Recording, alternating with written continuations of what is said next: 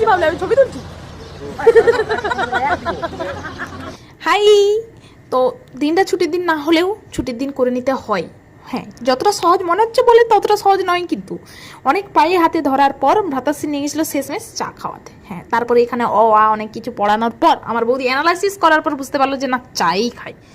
তারপর অনেক কষ্টাকষ্টি করে চা খেলাম।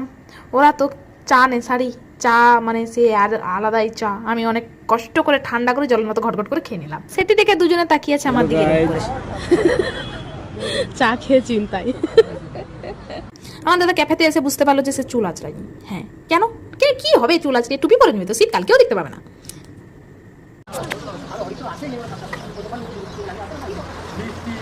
কি ভাবলে আমি ছবি তুলছি? আর এই নোজ পিনটা আমাকে বৌদি পরিয়েছে, বলছে পর ভালো লাগবে, সুন্দর লাগবে দেখতে। কিন্তু ওই যে বলে কুত্তার পেটে কি আর ঘি ভাত সহ্য হয়, বাকিটা বুঝে নাও আর কি। তারপর আমরা চা খেতে খেতে একটু সন্দেহ হয়ে যায়।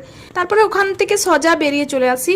ফুচকা কাকুর কাছে আসার কথা ছিল না, কিন্তু ওই যে বলে দেখা হয়েছে তো খেয়ে নিই একটু আর কি।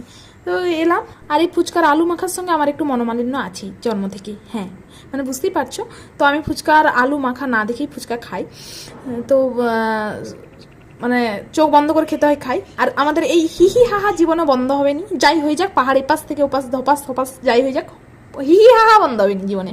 তারপর অনেক কিছু খাওয়ার পরে মনে পড়লো, না শরীরটাকে একটু কষ্ট বেশি দিয়ে দিলাম। 1 বছর জানা খেয়েছিলাম, একদিনে তা খেয়ে নিয়েছি। তারপর বলবো না, স্পোর্টস ওয়াল থেকে না হোক ফুটবলের ব্লাডারই নিয়ে যায় একটা।